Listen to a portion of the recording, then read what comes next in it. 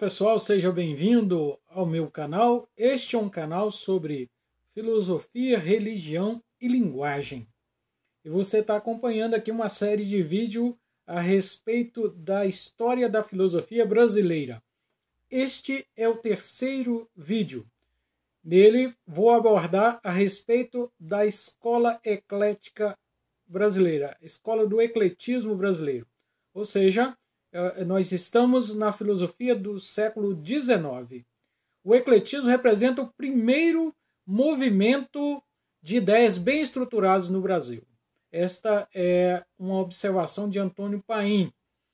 Este pensamento se deveu à introdução das ideias do filósofo francês Victor Cousin no Brasil. Ele viveu de 1792 a 1867 e ele representa, então, um movimento de filosofia no Brasil que ocorreu em torno dos anos 30 do século XIX e teve uma vitalidade até bastante extensa, até lá pela 1870, mais ou menos.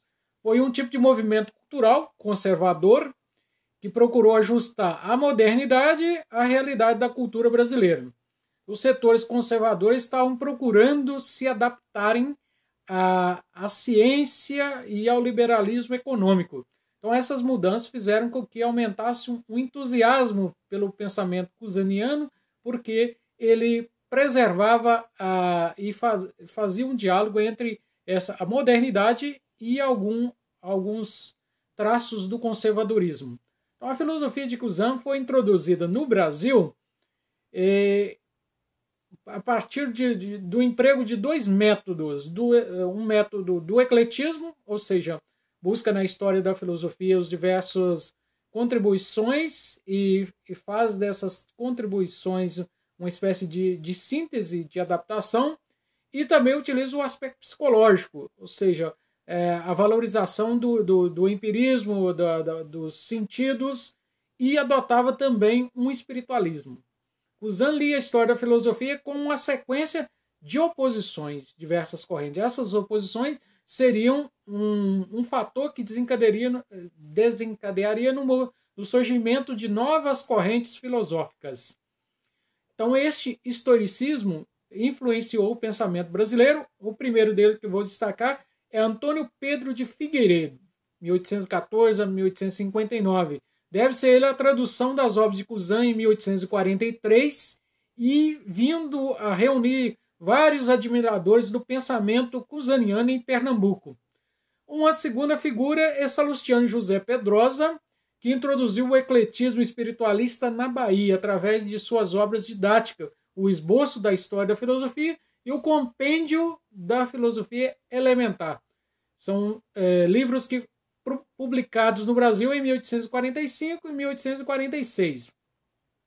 Os assuntos de ordem psicológica, que é um dos desdobramentos da filosofia cousiniana no Brasil, influenciaram a obra de Eduardo Ferreira França e Domingos Gonçalves de Magalhães. Esta linha se preocupava com o empirismo e com a exaltação da ciência.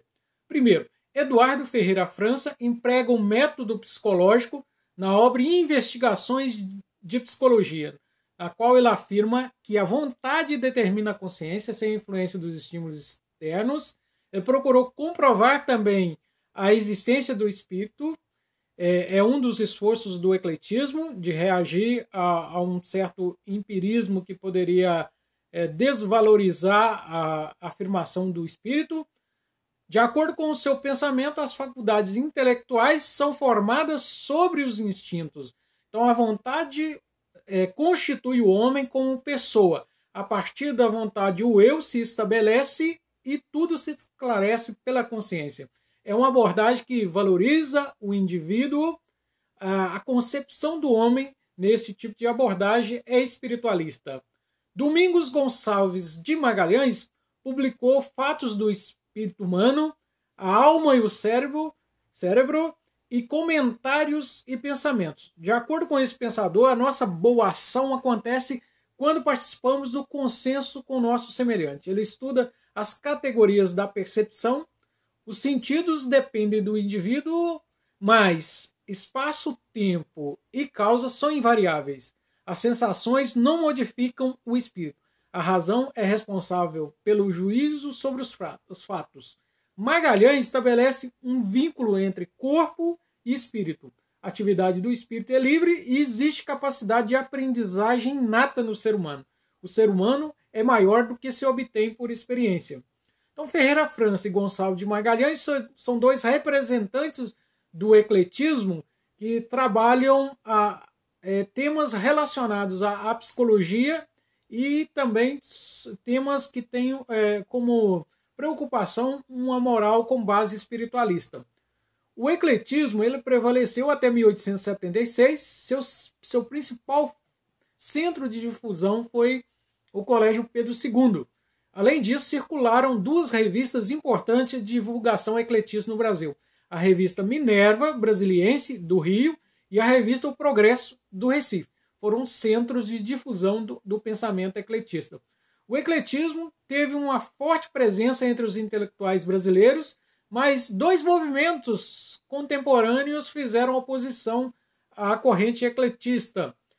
Na década de 40 do século XIX, o arcebispo paraense Romualdo Antônio de Seixas reivindicou o tradicionalismo para combater o ecletismo. Ele influenciou vários nomes até por volta da década de 1870. Ele defendia a monarquia constitucional e defendia a existência